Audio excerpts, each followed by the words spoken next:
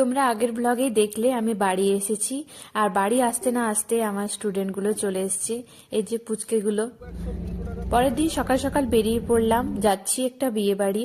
আমার বান্ধবীর দিদির বিয়ে ছিল, আর পৌঁছে গেছি। এই যে দিদিকে খুব সুন্দর লাগছিল, দেখো। আর গায়ে হলুদের অনুষ্ঠান শুরু হয়ে গেছে, সবাই গায়ে হলুদ দিচ্ছে।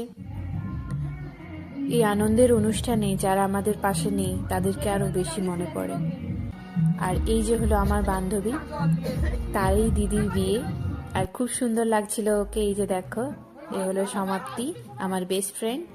আর এদিকে ফটো সেশন চলছে, তারপর বেরোলো জলসাইতে সবাই।